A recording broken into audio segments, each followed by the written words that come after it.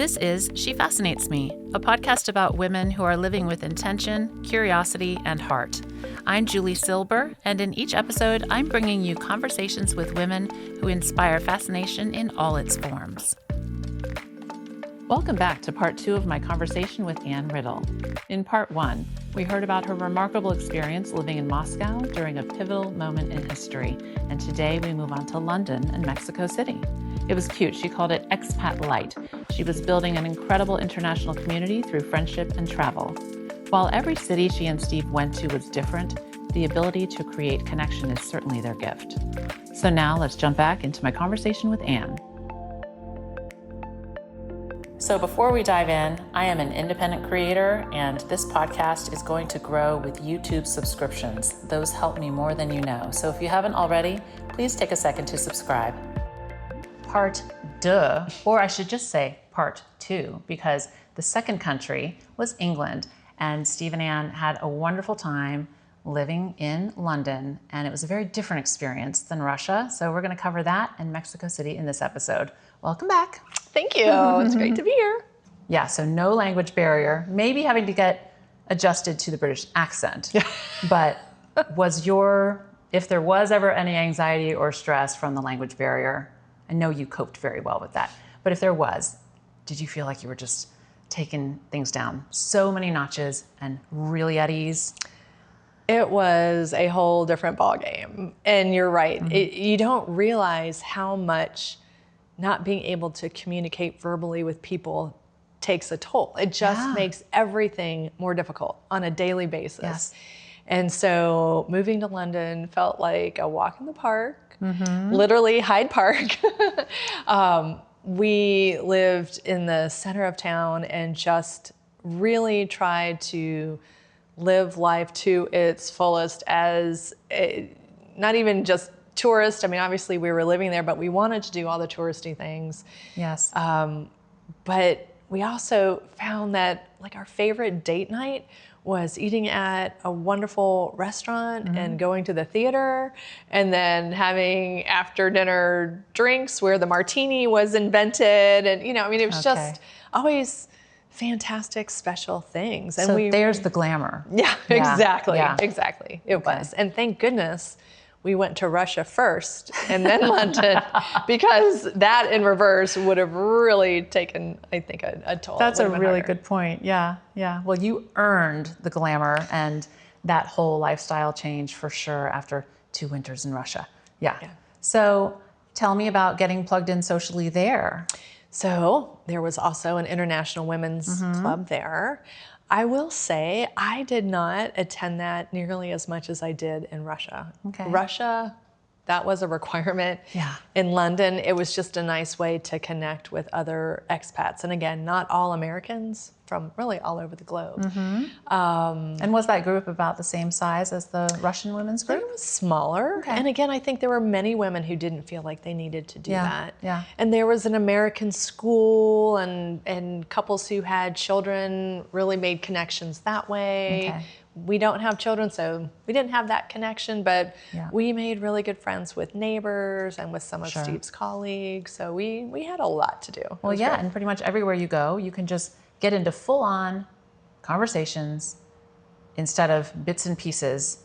Oh my gosh, with how chatty I am, I think I would have had so much pent-up conversation, I would not have shut up by the time I got to London. 100%, 100%. I was the exact same way. It was a relief, to be honest. So the feeling of the glamour with the date nights and just the lifestyle and such a huge shift, what were your living accommodations? We, again, were fortunate to have an incredible flat. As you know, in London, as they call them, yes. A flat.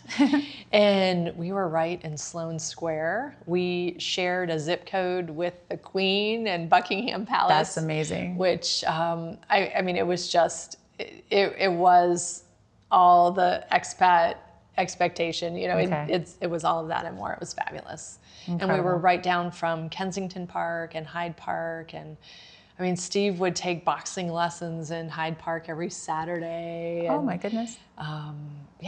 Just the double-decker buses and all the red phone booths and all the things. It was just great. So would you just get around in the taxis? And walk to a lot of places? What was We your mode would of transportation? walk a lot. Okay. We did take double-decker buses. All of we it. took, Okay. we took the black cabs.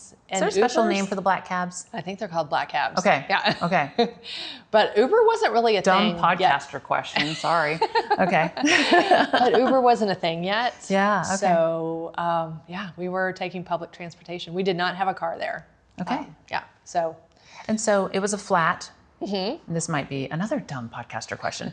Is a flat always one story? I'm ashamed of even asking as I have the words come out of my mouth. I'm ashamed to say I don't know. That's a great question. But did you have stairs? Well, stairs leading up to our flat, but our flat was one level. Okay. So it was, Yeah. yeah. So then it was like a townhouse kind of? It was, right, Okay. with lots of different units. All the Got way it. up. Yeah. Okay, so multiple stories, not just like 2 stories. Right. What time of year did you arrive and how long was your assignment going to be there? We arrived in October and we were there for 3 years. That's so exciting. Glorious. It was so great. I think the Olympics had just wrapped up by the Okay. time we moved there, so we missed that. But it was so great. It was very different. I think we did take advantage of traveling through the country where we didn't so much in Russia. It was harder to Right. do that there. I bet. And England has so much history and so many people came to visit and it was just great. And when people came to visit, would they stay with you or just hotel it? They would stay with us and our flat was tiny. I Okay. think it was like 960 square Okay. feet. And we had a pull-out couch and we made it work. But And like you mentioned for Russia, you went to the Russian version of IKEA to furnish your Russian apartment at the house on the embankment. Did you do something similar for the London apartment? yes, London actually has a legitimate IKEA. Okay. And so, yes, did the Yeah. same. We actually used some of the same furniture from Russia. So when you move, they don't want you to take all of your household goods over. So as I mentioned earlier, we put a lot of that in storage. Yes. But when you move from one European country to another, you can have your goods moved. Now Okay. it takes about 2 months for them to arrive. So you're kind of living, You're camping for a while. You're Yep. camping. But there was an IKEA there and absolutely big fan of IKEA. You Okay. can make it work. Yeah. Yeah, Were you having to build the IKEA furniture? I just have to know. That would drive me crazy. sure did. You did? Sure did.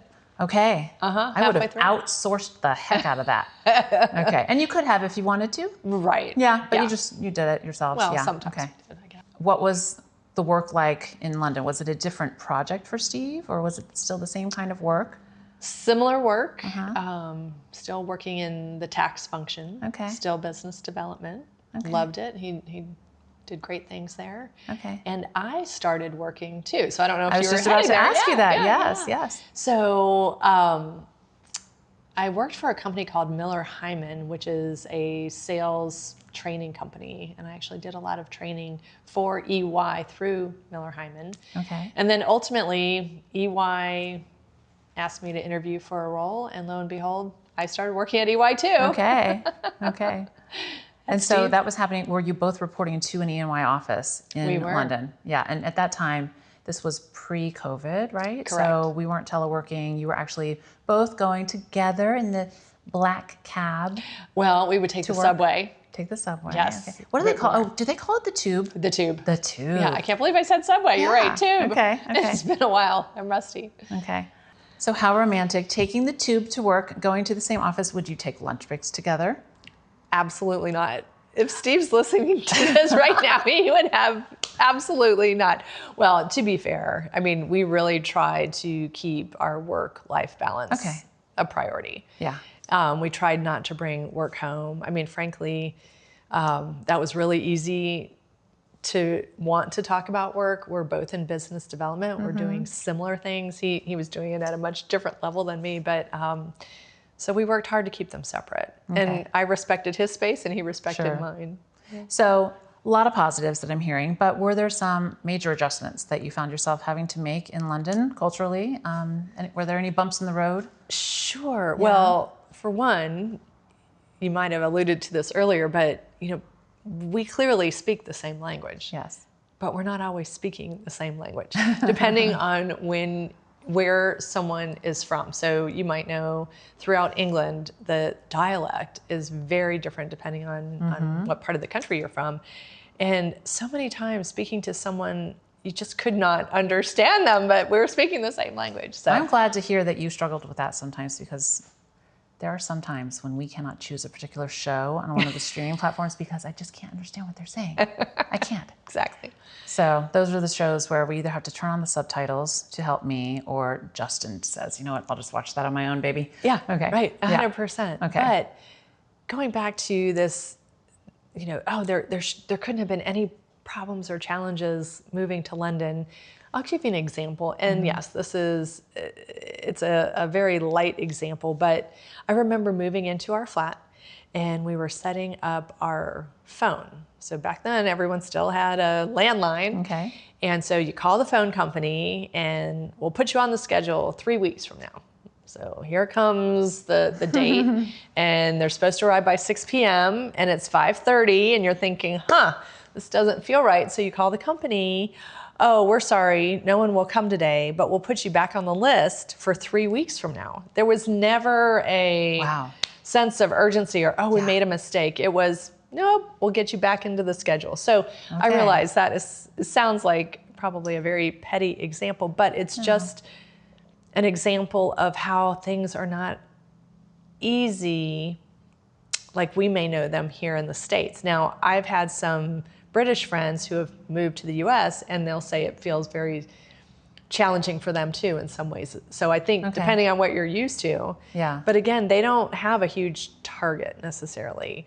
Their grocery stores are smaller. Yes. And so you just have to adjust to that. Yeah, everything's very neighborhood oriented, I would assume, just like New York. Yeah. Yes. And when you said you're back in the queue for 3 more weeks to get the phone set up, I mean, to me that reminds me of our experiences in France. My parents have owned a couple of properties there, and it's just going to be what it's going to be. Yeah, and, exactly. And you just settle in and say, okay, we're going to be so fine. programmed for instant gratification 100%. as Americans. And 100%. So Well, and another one of the big aha moments when Steve and I would come home for holidays or summer beach trip with the family, whatever it might be, we would go into a large grocery store or a Target. And it was always so overwhelming. And maybe you've experienced this too because of your international experience. But I remember going to the yogurt aisle in a grocery store. And as you know, in the US, you have 100 different options. In Europe, you might have 3. And so all of a sudden you just have all this, increased bandwidth. Yes. Yeah, yeah. It's a lot. It really is a lot. You had to readjust kind of your sensory overload. But it's almost like, that type of lifestyle and that type of culture, it's curated that way. That's right. And there's something to be Absolutely. said for that, I think. There's some really great things about that too. Yes. We could take a page out of their book for sure. Absolutely. Yeah. So you mentioned you didn't really get plugged into the women's group. Did that mean that you didn't really necessarily make as many social connections though? Or because there was no language barrier, did you just make connections through other parts of the day-to-day life there? Plus you were working, so your colleagues are probably your friends. That's right. Yeah. Exactly. We had more friends who were British than when we lived in Russia. We had fewer there. So that was a difference. But I think we did have fewer social connections. Okay. And we were okay with that. I mean, I think we were closer to the US, so more people came to visit, and we kind of had a revolving door. Okay. So there was plenty to do. We were plenty busy, but I don't think we glommed onto other Americans like we really needed to in Russia. Okay. Food in London. I mean, I think there is a reputation that British food has for being a little bland, but did you discover food in a way that was very appealing to you? What did you think about it? I've never met a type of food that I didn't like. Let's start with that. I like it all. And you're right. I mean, haggis, I don't know if you've tried. I don't know what that is. What is that? I'm not sure what it is doesn't sound either. very nice. No, I think it's animal parts, but we'll leave it. Ew. So probably didn't get into that. But I will give the Brits a lot of credit. So, Lay's potato chips or any sort of potato chips, we might have barbecue, sour cream, and right. They will have 50 different types or flavors of. That's their thing. Huh? Oh yeah. Oh, it's the It's like sriracha the cereal chili. aisle for us. Yes, yes. They also do sandwich convenience stores. I think it was called Pret, P-R-E-T. Okay, which means ready in French. So it was a grab and go type situation. I guess we have 7-Eleven and convenience stores, but it's a thing there. Oh, okay. And there's so many commuters and so many people who are walking that you just go and grab a sandwich, and I loved that. I always wished we had a Pret in the U.S. Okay. But yeah, the Indian food is incredible. Oh, that's right. I have heard that. Yes. Okay. So are you an expert on Indian food? I don't know that I would say expert. We certainly loved it. Yeah. We did a lot of that. There were great tapas Italian places. Oh, good. When we go back one day, and we need to because I haven't been since probably my early 30s, I'm totally getting restaurant recommendations from you. What did you love most about the people that you met who lived in London? These British people from all over England, actually. What was the general personality vibe that you just remember so clearly? Well, if you know any British people, I think in general they have an incredible sense of humor. And it can be different than ours, and they are just so funny, and they're very self-deprecating. Okay. And if they really like you, they'll pick on you too. It's just, they're great. Yeah. They are great people. They love to have fun. They love to have a pint. Oh my goodness, the bars, even on a weekday at 10 a.m., they could be packed full, and it's just, it was a really wonderful experience. Did you travel to other parts of Europe while you were there? Oh yeah, we did. Our passports were pretty full, and that's one of the byproducts of expat life. I think you want to just jump into it and roll up your sleeves. I mean, Steve and I always felt like we have this opportunity to explore. I mean, let's just go do. And so we did. And frankly, I think someone gave us the advice that every 6 weeks at a minimum, go and explore a new place, get out of the environment that you're in, because otherwise you just get kind of stuck. Do you remember your favorite trip that you took on one of those every 6 week get out there and explore? Yes. I would say Israel, hands down. Okay. So we have a very dear friend who came to visit us in Russia, and he said, I'll come to visit you in Russia if you will then turn around and go to Israel with me right afterwards. And we said, okay. And we just really didn't have any preconceived notion of what to expect. And we went, and it was amazing in every way. Highly recommend. Okay. A lot of saying yes, a lot of saying okay. Yeah. Yes. You have to do that. Yes. All right. So the next assignment comes along. Tell me about that. Yes. And you must have been sad, by the way, when the 3 years were up. Well, or were you ready to go to the next spot? We had agreed to be away for 5 years. Okay. And then Steve came home and said, we're not going home yet. And I think mentally my mindset was ready to be back home closer to family. Okay. I will always be supportive of Steve's work. And of course I said, absolutely, let's go. So the first place we heard we were going was Mumbai, India. Okay. Had you ever visited? Well, going back to that 10-step process, let me tell you, it was a shock and a fear and all of those things. And then ultimately got to, I think we can do this. And yes, I had visited India and Mumbai for work. And if you've not been, have you been? I've never been. Well, highly recommend. Justin goes to India with Deloitte maybe once or twice a year. Yeah. Yeah. It is one of the world's most fascinating places. Okay. I loved looking out the window from my hotel to the office every day, and just, you wouldn't believe all the things that you saw. It was amazing. But, so, kind of wrapped our heads around Mumbai. I think living there would be a whole different story. Visiting for 3 or 4 days, that's one thing. Living there, Sure. So at the final hour, EY said, no, we're going to pivot and have you go to Mexico City instead. Okay. Back to that 10-step process. Yes. Here we go again. And Mexico City has its own issues and concerns, but also incredibly amazing. So long story short, we did end up moving to Mexico City. And had you been there before? Did you know anything about it? Had not been there before. And as before, you didn't necessarily do a ton of research. You just packed up and went. And we sure did. Yeah, We okay. packed up and went. Okay. And I'll tell you what, many people will say, what was your favorite international experience? And it's really hard to answer that because It's a big question. Yeah. well, they all have their pros and cons, and it's just apples and oranges. You can't compare Sure. them. But I will say Mexico being our final hurrah on our international tour was really special for a variety of reasons. I mean, Mexico itself, the people, the food, the culture, it is rich. Yes, And and it very is warm, amazing. right? Yes, yes, it is great. But we also made incredible friends. And we had a bond that continues today. So Okay. it was amazing. That's beautiful. So, question for you. Prior to starting your international journey, did you already have a great group of really incredible friends? Or did you find yourselves, as a fairly new couple, through these experiences, really forming these amazing bonds as a result of just, we're in this together and we're really going to get attached to the people that we meet? Yeah. Did yes, that and come yes. from the travel? Well, yeah. So we did have a very tight group of friends in Atlanta. Okay. And we traveled extensively with these people before we even started living abroad.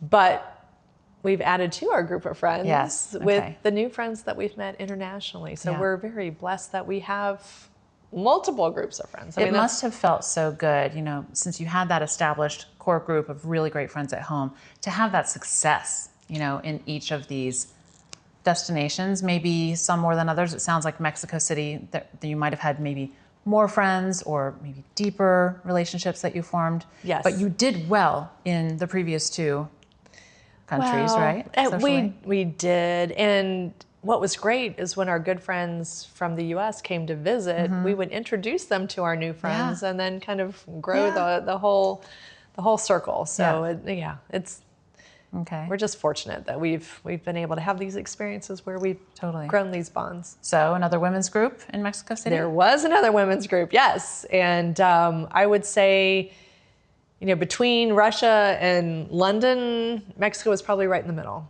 where Steve and I could speak some Spanish. We had to dust off our high school Spanish. Right. I continued to take lessons. At the end, we just decided we don't have a language chip, so we knew we were never going to be fluent, but we could get through restaurants and we Sure. could communicate, and certainly we could understand people even better than we could speak it ourselves. So getting through from a language perspective was much easier. Sure. And just all of the other things that you achieved. You've got this confidence now as expats, right? And so overall, that just had to make everything feel just easier and more relaxed. And we can do this, and we got this. Exactly. Yeah. Well, you just become really good at troubleshooting. Okay. And I don't think we realized that until we ultimately moved back to the States. But you look back on it and you just realize you get into so many situations that you didn't anticipate, or you went down a wrong street, or, the Uber, by the time we got to Mexico, Uber had just started to be a thing, but we had an Uber breakdown in a really bad section of Mexico City. Ooh, okay. And you couldn't really communicate so well, and how are we going to do this? And, you just learn not to panic. Okay. And it's going to be okay, and we're going to find a way, and someone is going to help us, and it always seemed to work out. Okay.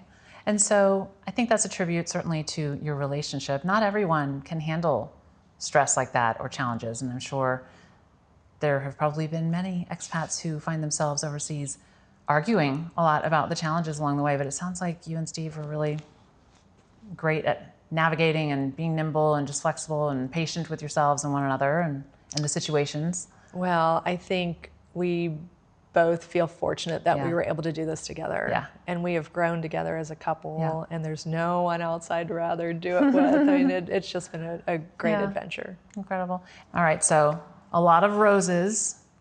Any thorns in Mexico City? And I brought that up because I remember Arden went to summer camp and they would get together, I think at the end of each day in her little cohort of summer camp girlfriends, and they would talk about the roses and thorns of the day. Oh, Yeah, I love but that. Mexico City was feeling good, but what were any negatives that you can remember or challenges? Yeah, I Besides think, the Uber breaking down in the bad neighborhood. right. I think from a security perspective, Mexico is a whole different ballgame. Okay.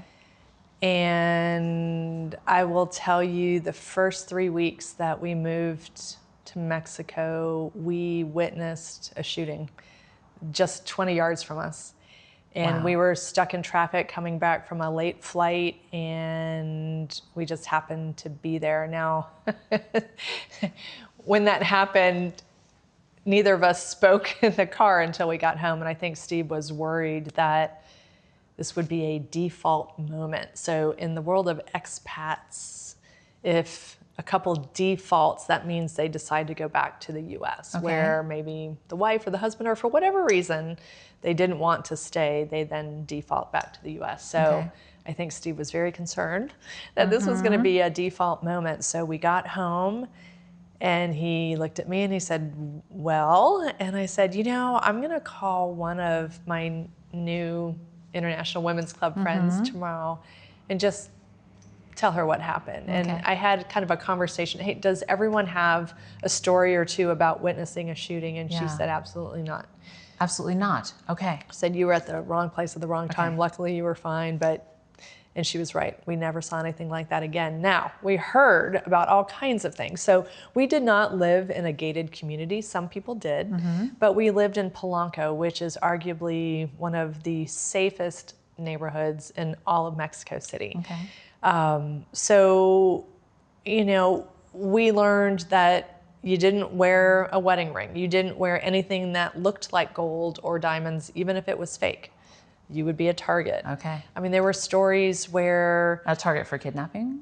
Or a target for just getting robbed? Or getting robbed. Okay. Really, from a kidnapping perspective, I believe there was more kidnapping that took place among very wealthy Mexicans, where their child might be kidnapped, and that's why a lot of Mexicans sent their children to boarding school. Oh, I didn't other realize countries. that was a Yes, thing. yes. Okay. So less so of Americans, thank goodness. Okay. But you would hear stories where, a restaurant that we had been in a couple of nights ago got held up and everyone had to empty their purses and wallets. So, but that was unusual. Okay. It happened here and there, but I think we just had a very heightened awareness all the time. Okay. And, I would come out of our apartment and walk to the gym. And as I was walking, if there looked like a group of people at the end of the street that I didn't want to walk by, I'd find another route. But when you live like that, and we were there for 3 years, it just gets exhausting at the end of the day. And so at the end of 8 years, I was more than happy when Steve said, you know what, it's time to go back to the States. Okay. And we had an amazing experience, but it was great to head back to. All right. So what would you like to say about that re-entry to American life after 8 years of such incredible experiences? It was amazing. That's a big question. Well, it was amazing. We were ready. As I said, we thought we'd be away for 5. We were gone for 8. Happy to be back. I think we have maintained a friendship with a lot of people that we were expats with in each of the 3 locations. And that's a bond that we will never lose because we all went through it together. Yes. But it was great to be back. I was happy to come back. So have you had any opportunities, this will be my last question because you've spent so much time talking with me today and this has just been so interesting. Have you had opportunities to talk with maybe younger people or people your age, doesn't really matter, I guess, who have this opportunity and certainly I would think that you encourage them to do it, but what have those conversations been like when you've had the opportunity to counsel people who are presented with this kind of an opportunity? Well, I tell them our story, Yeah. that we had doubt at the beginning. We weren't sure if we could do it. Would we really want to do it? But in the end, when we look back and said, we don't want regret that we didn't try it. And so you can always come back. You can always try it. And if it's not for you, that's okay. You can come back, but don't have regrets. And you know what? It might just be the best adventure you've ever been on. And that's what we found. And so 100% I think it very likely would be, 100%. How can it not? You've got to be open.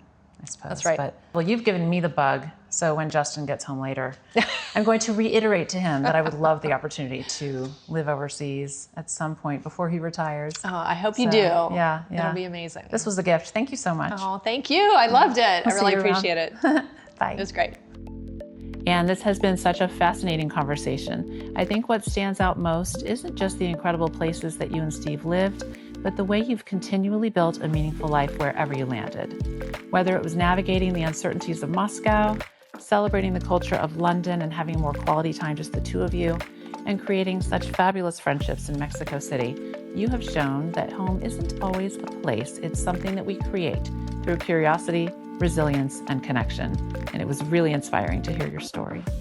Thank you for taking us along on this extraordinary chapter of your life, and thanks to all of you for joining us for this two-part conversation. Well, I have a feeling since you stuck around to the very end that you enjoyed the show. Do me a favor and subscribe to the YouTube channel. It means so much to independent podcasters like me. Thanks.